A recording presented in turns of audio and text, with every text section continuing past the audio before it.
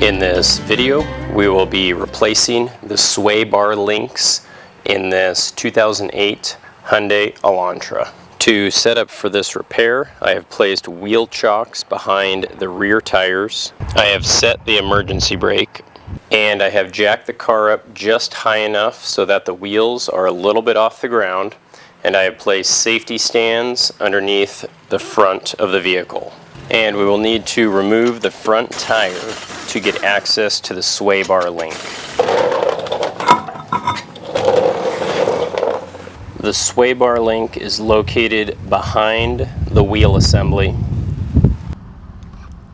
If I pull sharply on the sway bar link, I can hear a rattle or clicking. This is what is heard as this vehicle is driving down the road and hits a bump. After locating our sway bar link, we're going to lubricate the bolts with Amsoil's metal protector. This will act as a penetrating oil and soak into the bolt, allowing us to remove it relatively easily. You'll want to do this for the top bolt and the bottom bolt. Using a 17mm socket, we can loosen up that top bolt. Now, with our top bolt loose, I'm going to slip on an open end wrench on the back side of it and put my ratchet on the front side and use some leverage on the two different wrenches to help loosen these bolts.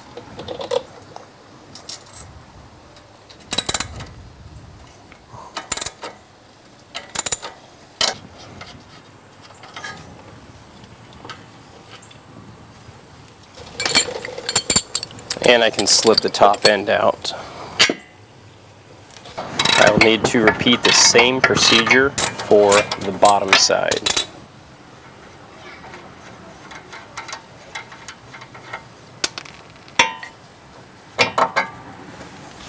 At this point, I'm going to compare my old part with my new part to make sure that it looks the same.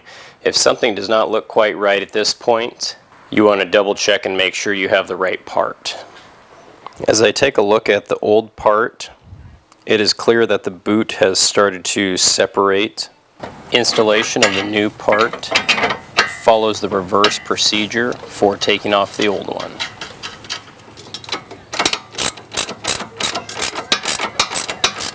Given the wear of the sway bar link on the driver's side of the vehicle, I'm going to replace the passenger side also. After removing and inspecting the passenger side sway bar link, it shows similar wear and degradation as the driver's side did. Now, in a situation like this where you have two identical components on either side of the car, especially when you're working with suspension, it's always good to replace both of them at the exact same time. Once both sway bar links are installed, I'm going to coat the metal components with Amsoil's heavy-duty metal protector. This will help prevent them from rust and corrosion in the future.